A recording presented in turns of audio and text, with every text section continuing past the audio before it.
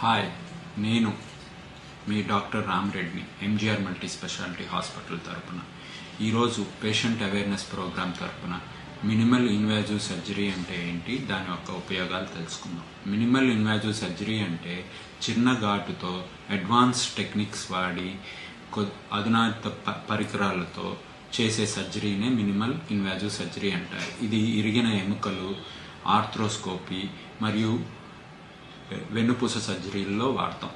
దీని యొక్క ఉపయోగాలు, ఇది మచ్ సేఫ్ సర్జరీ, ప్లస్ తక్కువ బ్లడ్ లాస్ ఉంటుంది, తక్కువ ఆపరేషన్ సమయం పడుతుంది, దానివల్ల తక్కువ మత్తు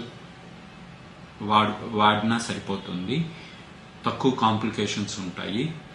చిన్న ఘాటు ఉండటం వల్ల సర్జరీలో ఉన్న ఘాటు మానటం కూడా ఫాస్ట్గా ఉంటుంది. దానివల్ల హాస్పిటల్లో ఉండే రోజులు తగ్గుతాయి, మందులు వాడే టైం కూడా తక్కువ ఉండటం వల్ల తక్కువ మందులు వాడతాం.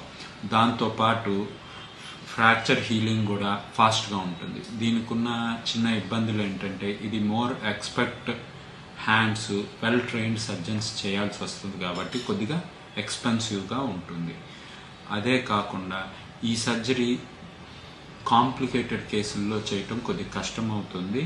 అలాంటి సందర్భాల్లో రొటీన్ కన్వెన్షనల్ సర్జరీస్కి వెళ్ళాల్సి వస్తుంది. మీకు ఎటువంటి డౌట్లు ఉన్నా మీ డాక్టర్ గారిని సంప్రదించగలరు. Thank you.